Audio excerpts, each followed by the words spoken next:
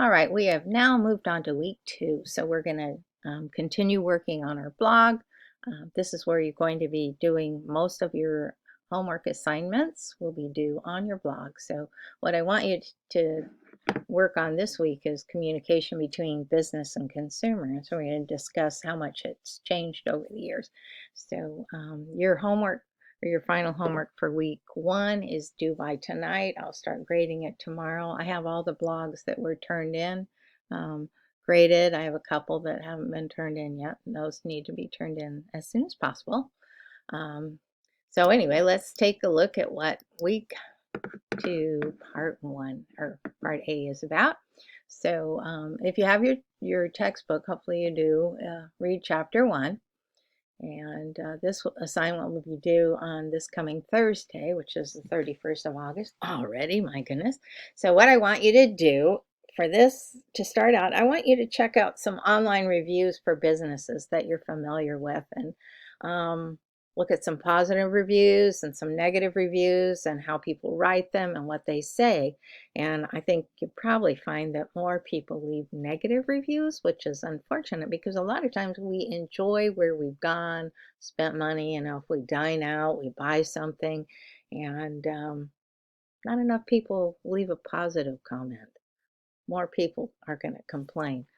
Again, that's unfortunate. And if that's something you hadn't thought about before, I'd like you to think about it. But what I want you to start with is to talk about communication between businesses and consumers now and how it's changed. It's really changed a lot because it used to be you had to call people on the phone or write them a letter to get any communication going. And a lot of times people would just ignore it, or I know my mom had an issue one time, and she called or she sent a letter, and they sent her a coupon to get a whole bunch of free stuff. So she was complaining because something was wrong. But people do, I guess maybe that's why we're in the framework that we complain about things. We don't tell people when things are going well.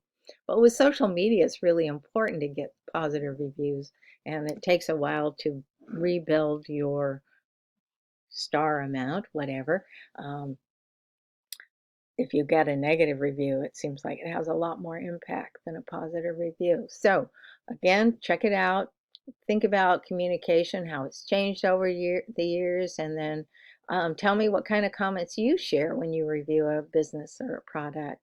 Do you only post negative reviews? I try to write a lot of positive reviews because the brewery that we have, it gets some negative reviews, and sometimes you're just like, what are they talking about? But one review we got a long time ago when we first opened, and we were working with Yelp, and they sent out a group of people. They did a special tour, and we got a lot of people that had never had craft beer, and they didn't even like craft beer, and that was what the whole tour was about. It's like, why are you here?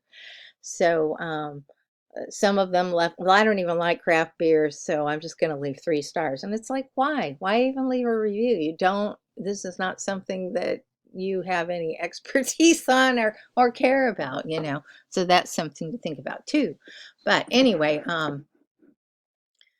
so I want you to think about these things, and then I also want you to go out and leave some positive comments on 2 or 3 of your favorite businesses. Give them a helping hand, because social media has changed how reviews. Obviously, businesses could take, think about what you wrote a letter about or called about, or they could just ignore it. With us, it took us a while because to really do something, but now we offer soda and tea and things like that for people who are not into beer. We can't offer wine or anything because there's laws restricting that. We have a narrow license, what we can do. And so that's something that people don't think about. They don't know that. So these are what I want you to do. I'm going to have a little video. I'll update it here too, talking about reviewing other businesses. So that's what's the start of this week.